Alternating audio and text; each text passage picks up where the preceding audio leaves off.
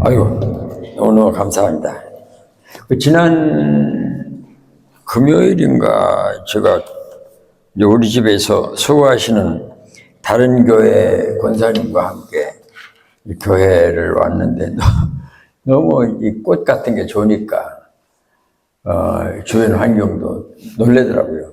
근데 여기 교회 안에 들어와서는 여기 부활절 그 꽃 장식한 것을 보고 교회는 작은데 너무 예쁘게 장식을 해놨다고 권사님 두 분, 다른 교회 권사님 두 분 이렇게 오셔가지고 아주 감탄을 하고 내가 이제 전화를 어제 했더니 너무너무 은혜 받았고 교회가 너무 좋다고 우리 성도님들의 수고가 그렇게 보이지 않게 앱으로 표출되니까 너무 좋아요. 감사하고 오늘도 이 날씨가 참 좋네.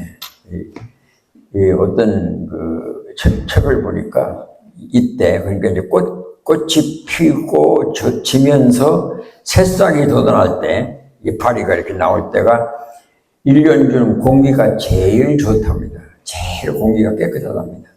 그러니까 이런 데서 호흡을 한 번만 해도 웬만큼 작은 병들은 낫지 않겠느냐 이런 생각이 들고 그래서 제 아내를 가능한 여기 와서 1시간이라도 앉아있다 가라고 힘들지만 이렇게 잠깐씩 나왔다 가기도 합니다. 여러분 오늘 이렇게 좋은 날 벌써 4월 마지막 주일이에요. 야, 내가 어제 이 설교를 준비하면서 와, 4월달 내가 뭐 했지? 이런 생각이 들더라고요. 하나님이 나에게 이런 귀한 생명을 주셨는데 나는 4월 한 달 동안 뭐 했지? 이런 마음이 드니까 죄송하고 한편으로 부끄럽고 그런 마음이 들더라고요. 근데 오늘 이 말씀을 우리가 함께 생각하면서 은혜도 받고 이 좋은 계절에 하나님의 축복을 여러분 담으시기 바랍니다. 예. 여기 오늘 8절에 보니까 너희가 전에는 어둠이더니 이제는 전과 이제가 바꿔요. 전에는 어둠, 이제는 빛. 그러니까 이걸 조금 더 이 교회적으로 생각하면 이렇습니다. 전에는 예수님 밖, 이제는 예수님 안 이런 뜻이에요. 그러니까 빛이죠. Before Christ. 전에는 예수님 전, 그 다음에 이제는 Anno Domini, 주후가 되는 거예요. 이것이 얼마나 큰 차이냐입니다. 사도 바울 같은 사람은 전에는 아주 악한 기독교 핍박자, 빛이, 그 다음에 Anno Domini, 예수님 후에는 뭡니까? 예수님을 위하여 생명을 건 사람. 그러니까 BC와 AD가 이렇게 큰 차이가 나는 거예요. 전에는 어두움, 이제는 빛. 이거 여러분 생각하셔야 돼요. 근데 이것을 생각하면 감동이 오죠. 와, 나 같은 인간이 만약에 전에는 어둠이었던 내가 이제는 빛에 있다는 생각을 하면 말할 수 없는 행복입니다. 감동이 오죠. 어떻게 설명을 할 수 없는 하나님의 은혜를 깨닫게 됩니다. 그래서 성도를 가리켜 전에는 어두움, 이제는 빛이니까 이것을 갖다 새로운 피조물. 고린도후서 5장 17절에 나오죠. 새로운 피조물이라고 말하고 또 다른 거듭난 존재, 이것 갖다 베드로전서 1장 23절은 중생한 사람 이렇게 표현합니다. 그러니까 전과 이제와 전과 후가 얼마나 차이입니다. 예수님 오기 전 Before Christ, 예수님 오신 후 Anno Domini, 주 전과 주 후, 인생 자체가 예수 믿기 전과 예수 믿은 후의 생각과 삶과 삶의 방도가 얼마나 다르냐. 어두움과 빛이 얼마나 틀리냐. 이 고린도 베드로전서 2장 9절은 우리가 잘 아는 말씀이잖아요. 응? 이게 얼마나 귀한 하나님의 은혜의 복음이냐 이겁니다.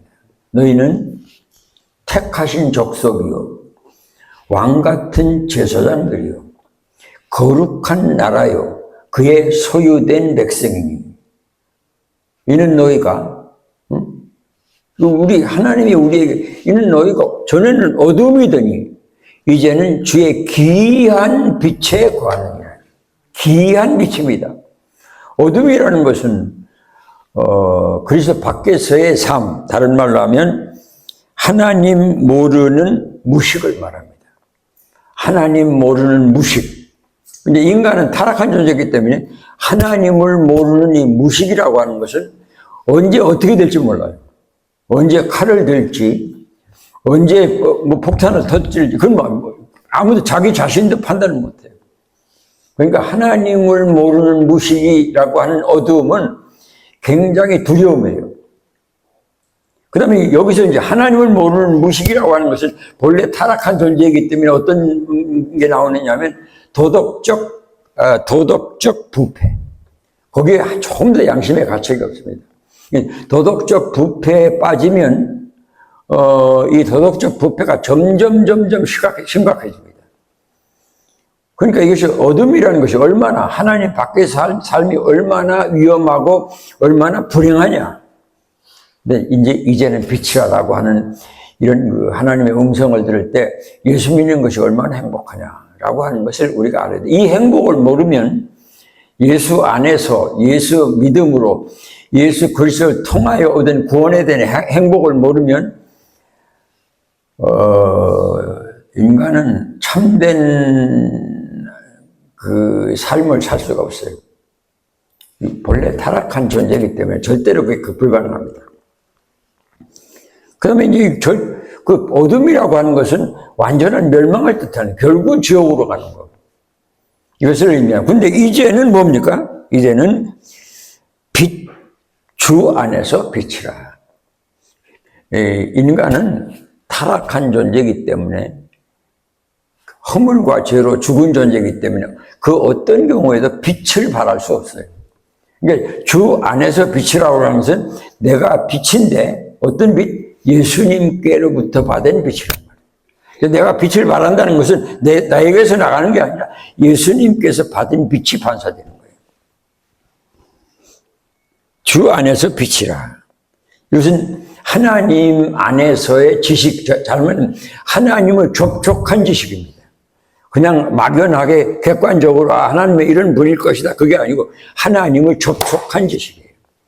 그 지식은 온전한 지식입니다.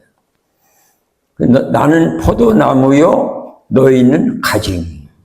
그러니까 예수님이 보내는 물, 영양분, 예수님이 보내는 모든 것과 연결된. 그러니까 주 안에서의 빛입니다. 이것은 거룩하고 깨끗한 삶이 이어집니다. 왜? 그리스도 안에 있으니까. 나는 죽었고 내가 산 것은 예수께서 내 안에 사신 거예요. 나는 죽었습니다. 나는 없어진 거예요.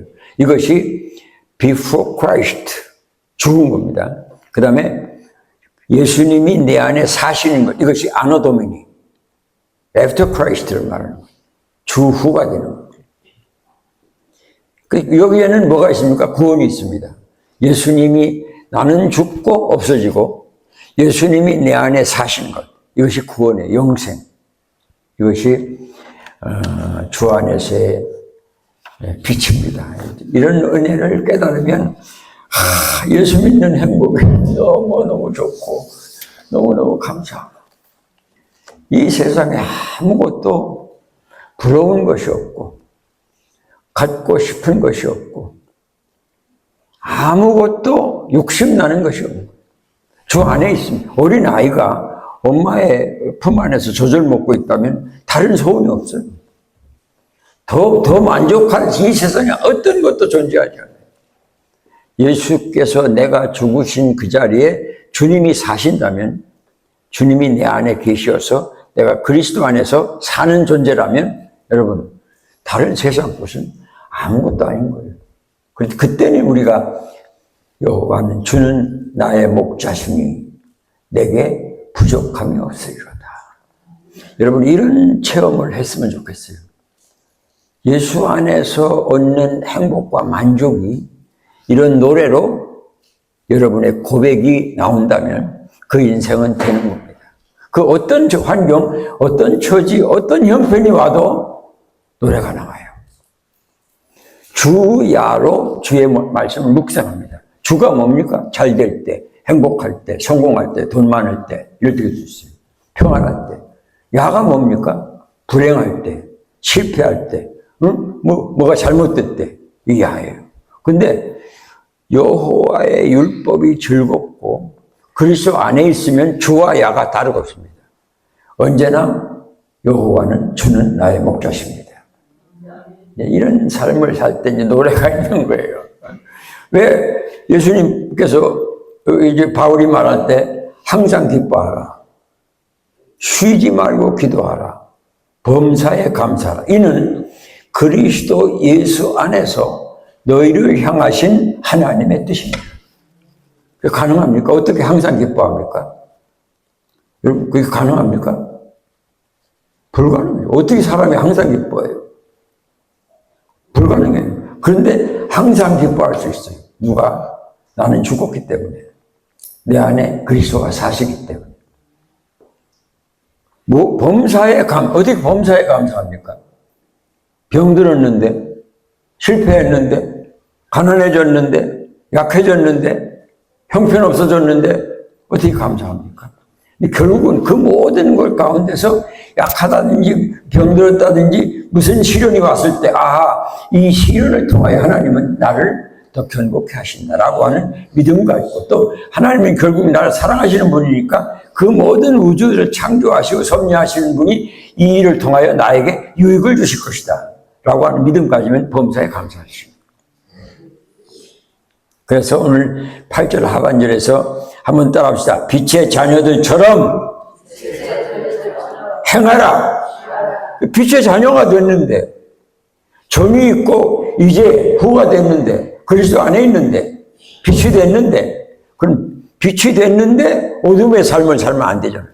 빛이 됐으니까 빛으로 살아야 돼요. 빛의 자녀들처럼 행하라. 이게 참 교회가 교회다운 모습이고 성도가 성도다운 모습이에요. 세상이 교회를 볼 때 누구지? 인도의 칼카타에서 그 빈민 구제했던 노벨 평화상 받은 여자 이름이 뭐죠? 프란체스카? 누구? 인도에서 노벨 평화상 받은 테레사. 빨리 생각이 안 나네. 인도 사람들이 그런 말 했어요. 테레사 수녀는 예수 믿으라고 전도한 일이 없어요. 한 번도 그 기록에 보면. 그런데 그 인도 사람들이 이런 말을 했어요. 영국 사람들이니까 테레사들. 영국의 모든 사람들이 와서 전파하는 예수는 안 믿어도 테레사 수녀가 믿는 예수는 우리가 믿겠다. 빛의 자녀로서의 삶이 사람들에게 빛으로 비추는 거예요. 너희는 세상의 빛이라. 산 위에 있는 동네가 숨겨지지 못할 것이요. 사람이 등불을 켜서 말 아래에 두지 아니하고 등병 위에 두나니. 이러므로 집안 모든 사람에게 비치느냐. 이같이 너의 빛이 사람들에게 비치게 하여 그들로 너의 착한 행실을 보고 하늘에 계신 너의 아버지께 영광을 돌리게 하라. 이것이 빛으로 사는 삶의 모습이에요. 착한 행실. 참 대단한 말씀입니다. 사도행전에 보면 바나바가 안디옥 교회로 파송돼요. 근데 그 바나바를 향하여 착한 사람이라고 했어요. 착한 사람, 매력적인 사람. 성도는요, 매력이 있어야 돼요. 뭐 사람들이 끌려야 돼요. 내가 늘 얘기하잖아요. 며칠 전에 여기 왔는데요. 나비와 그냥 얼마나 나비가 많으니 꽃이 피니까 향기가 있으니까. 근데 꽃의 향기와 꽃의 색깔과 여기에 끌리는 것이 뭐예요? 나비예요. 그 나비가 날아오는 거예요. 우리는 빛이에요. 그리스도의 향기예요. 예수의 편지예요. 그런데 나비도 잠자리도 아무것도 안 날아온다. 그건 죽은 꽃이에요. 만들어 놓은 거. 그런 것은 성도가 아니죠. 교회가 아니죠. 그래서 교회가 자꾸만 세상으로부터 손가락질을 하는 거예요. 바나바는 착한 사람이에요. 인격적인 아름다움. 이제 매력이라고 하는데, 영어로 하면 attractive라고 하면 잡아당긴단 말이에요. attraction이란 말. 향기가, 아름다운 색깔이 나비를 잡아당긴단 말이에요. 우리 성도에게는 그리스도의 향기가 있어요. 그 향기가 세상을 잡아당긴다. 그 교회가 부흥되는 거예요. 그 구원받는 사람이 생기는 거예요. 예수님은 널 보니까 하나님이 살아계신 것 같다. 저 사람 보니까 예수 믿을 마음이 생긴다. 저렇게 살아야지 이렇게 돼야 돼. 그런데 교회가 세상에 골치 아픈 존재가 되는 거예요. 그건 참 안타까운 일입니다. 오늘 9절이 말씀하잖아요. 너희 착함과 의로움이 뭡니까? 악을 버린, 악에서 멀어진 성실을 말하는 거예요. 악에서 멀어진 성실. 또 진실함이라고 합니다. 위선과 애식에 반대되는 거예요. 우리 기독교와 교회가 이걸 잃어버리면 이 빛의 삶이거든요. 이 빛된 삶을 잃어버리니까 뭐가 돼요? 세상에 볼 때 어둠이에요. 그러니까 세상이 교회를 걱정하는 거예요, 지금. 교회가 저래가 되겠나? 성도가 저래 살아가 되겠나? 세상이 교회를 걱정하는 거예요. 우리가 이 말 잘 들어야 돼요. 빛의 자녀들처럼 행해야 됩니다. 그래서 오늘 10절이 말씀합니다. 주를 기쁘시게 할 것이 무엇인가? 왜? 여러분, 예수님은 우리에게 주실 수 있는 모든 것을 다 주셨어요. 그러면 우리는 그 모든 것을 다 받고 죄사함 받고 영생 얻고 부활할 것이고 천당 갑니다. 이 세상에서 인간이 받을 수 있는 좋은 것을 다 받았어요. 주를 통해서 주님께서 주셨어요. 그렇다면 우리는 그 모든 것을 주신 주님을 기쁘시게 해야 돼요. 아무도 대답 안 하는데 여러분 보세요. 하나님은 허물과 죄로 죽은 나를 사랑하셨습니다. 하나님 원수된 나를 사랑하셨어요. 그래서 독생자를 십자가에 못 박혀 죽는 데 내어주셨습니다. 이거 무슨 표현이냐면 하나님은 보세요. 나라고 하는 원수입니다. 인간이라고 하는 원수입니다. 허물과 죄로 죽은 원수예요. 그러니까 하나님은 대적하는 원수예요. 그런데 이 원수에게 예수님을 보내셨어요. 그래서 이 하나님이 원수에게 응징해야 할 분노를 허물과 죄로 하나님의 원수인 인간에게 하나님이 베풀어야 할 응징을 누구에게 베풀었냐? 예수님께 베풀었어요. 예수님은 십자가에 못 박혀 죽지 않으면 안 되겠어요. 왜? 하나님이 원수를 갚는 거예요. 뭘로 갚았느냐? 자기 아들로 갚았어요. 아들이신 예수님이 십자가에서 못 박혀 죽지 아니하면 안 되게 돼 있어요. 왜? 나를 의롭게 하시기 위하여는 하나님의 진노와 하나님의 징치가 예수님께 가해져야 돼요. 그래서 예수님 그냥 적당히 죽어서 무덤 이런 거 아니에요. 하나님의 진노의 그 채찍이 예수님께 그가 찔리고 그가 상하고 그가 징계를 받고 그가 채찍에 맞고 안 그럴 수가 없어요. 하나님이 나에 대한 진노와 나에 대한 증치를 예수님께 내리셨기 때문에. 그럼 이런 기가 막힌 사랑을 받은 나는 그 사랑을 베푸신 그분에게 어떻게 해야 돼요? 그분 기쁘게 해야 돼요. 믿습니까? 그래서 우리는 하늘을 두루마리 삼고 바다를 먹물 삼아도 그 은혜 못 따라갑니다. 가만히 생각해 보세요. 하늘을 두루마리 삼고 바다를 먹물 삼아도 그 은혜 못 따라갑니다. 그렇기 때문에 여러분, 성도는 마땅히 하나님을, 주님을 기쁘시게 할 것이 무엇인가를 날마다, 아니 죽을 때까지 생각해야 됩니다. 우리의, 나의, 여러분의 삶의 초점이, 삶의 목적이, 삶의 목표가 여기에 맞추셔야 됩니다. 이거 아셔야 돼요. 잘 기억하세요. 나의 삶의 초점이, 나의 삶의 목적이, 나의 삶의 목표가 주를 어떻게 기쁘시게 해드릴 건가 라고 하는 것에 맞춰져야 돼요.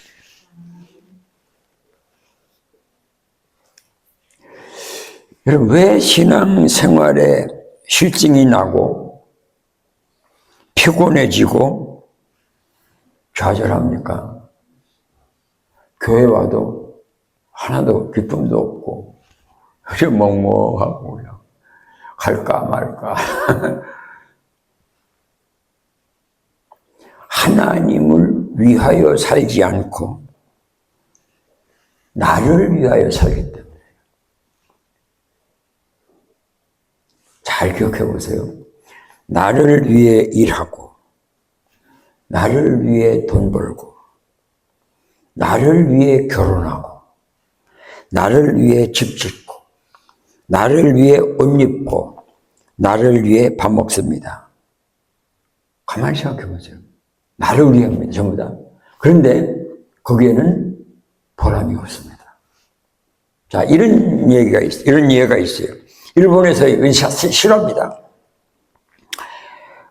유학군이라고 하는 항구가 있어요. 거기에 방직 회사가 들어왔어요. 이 방직 회사에서 오염된 물을 바다에 막 흘러버리는 거예요. 그러니까 그 유학군이 앞바다는 전부 다 오염이 됐어요. 그러니까 그 유학군이 앞바다에서 잡은 생선은 전부 오염된 생선이에요. 거기서 먹고 사는 수많은 사람들이 이 방직회사를 향하여 항의를 한 거예요. 우리 생계 책임지라 합니다. 물을 내라 합니다. 그러니까 이 방직회사가 그러면 고기를 잡아다가 우리한테 달라요. 그러면 이 방직회사는 고기를 전부 다 돈 주고 삽니다. 정당한 가격에 돈 주고 사가지고 전부 다 땅에 묻어버립니다. 이 유학군이 지역에 있는 어부들이 신이 났습니다. 막 잡아다 주면 돈 받으니까. 잡아다 주면 돈 받으니까.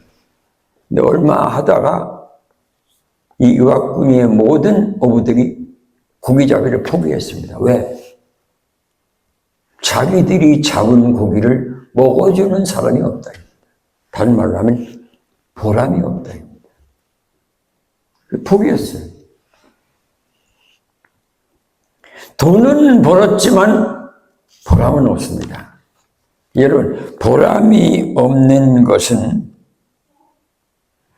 의미가 없는 삶이죠. 우리 가정사에도 그렇습니다. 가정이 가장 아름답다. 이 말은 부모가 자녀를 사랑하고 기르는 보람이 있어요. 부모는요, 특별히 엄마는요, 자녀를 위한 일이라면 자기 목숨도 내놔요. 그러니까 자기가 피곤하고 잠을 못 자고 뭐 좀 헐벗고 배고파도 그래서 옛말에 그런 말 있죠. 우리 자기 눈에 물 들어가는 것과 자식 입에 밥 들어가는 것이 부모에게 가장 큰 행복이다. 자기 눈에 딱 가보니까 눈으로 물이 싹 들어간단 말이에요. 그때 느끼는 행복과 기쁨은 표현이 안 된다. 자식 입에 밥이 들어갈 때는 엄마가 배 하나도 안 고파요. 이게 보람이에요. 그래서 절대로 엄마는 피곤을 모릅니다. 그 다음에 자식은 이런 기가 막힌 사랑을 받은 것을 알면 어쩝니까? 부모를 기쁘게 합니다. 부모를 어떻게 하면 우리 엄마, 우리 아버지를 편안하게 해주고 행복하게 해줄까? 이게 가정에서 아름다운 출발이에요. 그 다음에 어떻게 해요? 부부관계죠. 아내는 어떻게 하면 남편을 과거의 결혼이라고 하는 건요. 과거의 결혼이라고 하는 건 어떤 결혼이었나? 부모를 위해서 결혼했어요. 가문을 위해서 결혼했어요. 상대방을 위해서 결혼했어요. 근데 요즘 결혼은 그게 아니에요. 나를 위해서. 거기는 문제가 발생합니다. 아내는 남편을 어떻게 하면 더 높이고 더 잘 받들고 섬길까 하는 생각을 하고, 남편은 아내를 어떻게 해서 행복하게 하고 더 많이 사랑해서 즐겁게 해줄까, 이렇게 생각할 때 그 가정에는 뭐가 와요? 열매가 있고 행복이 있고 기쁨이 있고 소망이 생겨요. 하나님과 우리 사이의 관계가, 하나님 우리에게 무한대로 주십니다. 조금 전에 우리 찬송했죠. 시편 121편에서 나오는 거예요. 응? 내가 산을 향하여 눈을 들리라. 나의 도움이 어디서 올까? 천지를 지으신 여호와에게서로다. 하나님께로서로다. 하나님께로부터 나의 도움이 온다. 그 믿음을 가지면 어찌 됩니까? 내가 그분을 어떻게 하면 즐겁게 해드릴까? 라고 하는 생각에 빠지게 됩니다. 록펠러라고 하는 분을 잘 알죠. 그분이 50대 후반에 그 세계에서 가장 큰 부자였습니다. 그 당시에. 근데 병에 걸려서 의사가 보니까, 아이고, 1년 이상 못 살겠다. 돈을 산더미 아니라 그냥 바다같이 쌓아놓고 있는데 1년밖에 못 산다. 그게 뭡니까? 다 끝난 거지. 근데 어느 날 병원에서 의사 진단을 받고 휠체어를 타고 나오는데 막 그냥 간호사하고 어떤 여자분이 막 울면서 사정하는 거예요. 좀 봐달라고.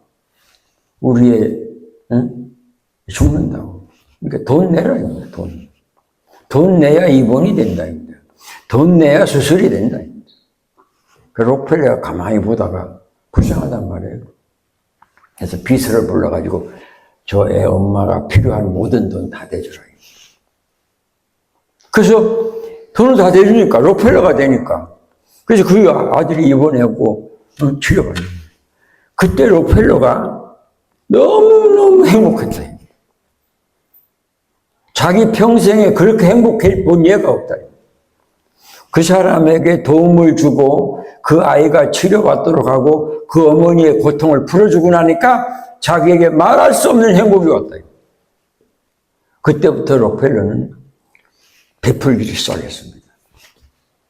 그 사람이 지은 교회, 그 사람이 미국 전역에 보낸 피아노, 그 사람에게 도움을 받은 사람이 수수천천입니다. 교회도 마찬가지입니다.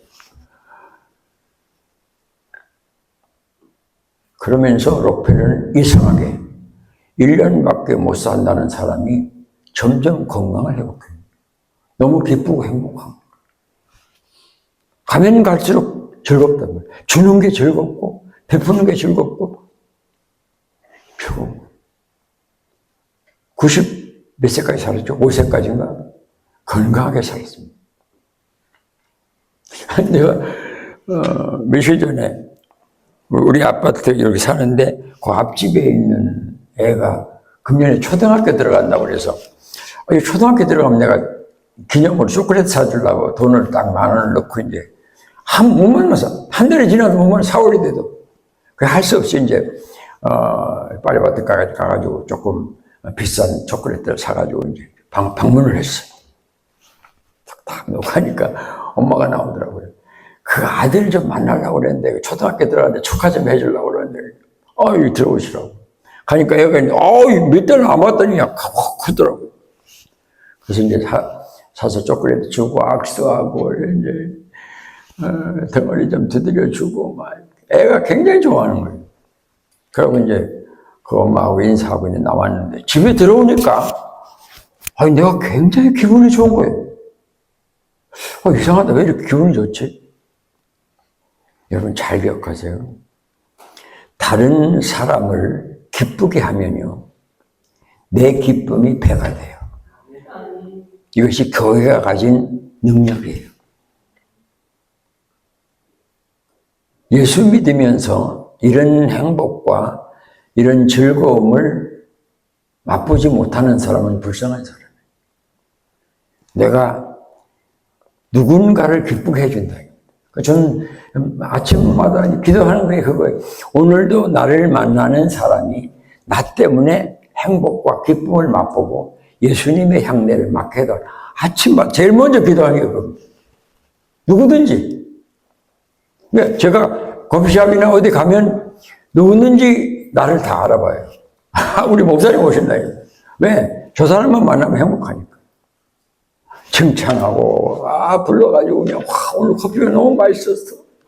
야, 그 커피숍에서 그렇게 열심히 일하는 모습이 왜 이렇게 아름다워? 뭐 이런 거요, 그렇죠? 내가 한 번도 그렇게 말 안 하는 예가 없으니까. 그러고 나면 내가 기분이 좋은 거예요. 굉장히 행복해요, 그 사람들이. 여러분, 우리 주님을 기쁘시게 할 것이 무엇인가? 주님을 기쁘시게 하면요, 나는 말할 수 없는 기쁨을 얻어요. 아멘 하세요. 아멘. 잘 이해를 못하는 거 아니에요. 주님이 세상 만사를 지으시고 그 하나님이신 그분이 이 땅에 메우셔서 나 때문에 왔거든요.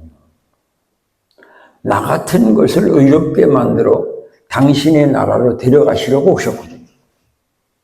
근데 모든 데려가실 수 있는 모든 준비를 완벽하게 해놓으셨거든요. 그러면 그 주님을 위하여 우리는 살아야 드려야 된다는 거예요. 그렇기 때문에 늘 우리 삶 속에는 주님을 기쁘시게 해드릴 것이 무엇인가를 생각해야 돼요. 그래서 주님을 기쁘시게 해드리면 무엇이 됩니까? 나에게 말할 수 없는 기쁨이 와요. 내게 강같은 평화가 옵니다. 내게 강같은 평화를 막 찬송하더라고요. 진짜 강같은 평화 있습니까? 내가 물어봤어요. 자, 내가 말씀을 마치면서 주님을 기쁘시게 할 것이 뭡니까? 믿음으로 기쁘게 합니다. 잘 기억하세요. 믿음이 없이는 하나님을 기쁘시게 못합니다. 믿음이 뭡니까? 하나님 살아계신다. 믿음이 뭡니까? 그 하나님이 나를 사랑하셔서 독생자 보내셨답니다. 믿음이 뭡니까? 그 예수님이 나의 죄 때문에 십자가에 죽으셨다. 믿음이 뭡니까? 죽으시고 3일 만에 살아나셨다. 믿음이 뭡니까? 그 예수님이 하나님 보좌 우편에 앉아 계시면서 세상 끝날까지 나와 항상 함께 하신다. 이게 믿음이에요. 그 믿음 가지면 세상을 이겨요. 죄악을 이겨요. 유혹을 이겨요. 불의를 이겨요. 그 다음에 사랑으로 예수님을 기쁘시게 할 수 있어요. 그 계명이 첫째 되는 계명이 뭡니까? 유일하신 하나님을 사랑하는 겁니다. 둘째 계명이 뭡니까? 이웃을 내 몸처럼 사랑하는 겁니다. 엊그제 어떤 우리 선두교회 전도사님 아들이 목사 안수받았어요. 근데 너무 감사하다고 날 찾아왔어요. 물론 목사는 부산에서 안수받았으니까 못 왔죠. 내가 약간의 그 축하금 봉투에다가 엄마 보고 쓰라고 그랬어요. 지극히 작은 자 하나에게 생명을 걸어라. 지극히 작은 자가 누굽니까? 가장 가난하고, 가장 약하고, 가장 불쌍하고, 가장 형편없는 세상에서 주목을 받지 못하는 수가 우물가의 여인 같은 사람에게 생명을 걸으라. 그러면 하나님은 그것이 자기를 향한 하나님의 사랑으로 알아. 지극히 작은 자 하나에게, 둘이 아닙니다. 셋이 아닙니다. 하나에게 한 것이 곧 내게 한 것이라. 봉투에 써가지고 아들한테 보내라고. 이 계명입니다. 하나님이, 예수님이 우리에게 가르쳐준 가장 큰 계명, 첫째는 하나님 사랑입니다. 둘째는 이웃 사랑입니다. 사랑해야 됩니다. 여러분, 이 세상에 나보다 못난 사람 없습니다. 나는 수백 곳을 전 세계 다니면서 부흥했지만 어떤 교회 가니까요, 3사람밖에 없어요, 교인이. 어떤 교회는 10사람, 어떤 교회는 몇천 명. 그런데 세계 어디를 가서 무슨 교회를, 어떤 교회를 가든지 나보다 못난 사람은 없더라고요. 그러니까 가는 곳마다 배우는 거예요. 10명 모이나 3명 모이나, 와, 저 목사님 이렇구나. 배우는 거예요. 그러면 어찌 됩니까? 선한 사마리아인이 되는 거예요. 도둑 만나가지고 옷 벗기고 다 뺏겼는데 제사장 그냥 보고서 어이구 지나가고, 레위인 어이구 지나가고, 가장 그 당시에 선한 사람이고 가장 존경받는 레위인입니다. 근데 가장 천대받는 사마리아인이 지나가다가 그 사람에게 포도주를 부어주고 씻어주고 알코올로 씻어주고 요한으로 데려가고 대접하고 치료받고, 그럼 자기 떠나면서 내가 올 때 돈 더 줄 테니까 필요한 거 다 주라. 예수님이 묻습니까? 묻습니다. 누가 내 이웃이냐? 사마리아인이죠. 우리의 삶이 그럴 때 여러분 능력이 나타나는 거예요. 마지막으로 주께 기쁘시게 할 것이 뭡니까? 주님의 뜻대로 사는 것. 우리 아버지, 우리 어머니, 내 아들, 내 누나, 누구냐? 누구든지 하나님의 뜻대로 하는 자라야 예수님의 어머니요, 예수님의 형님이요, 동생이요, 친척이라.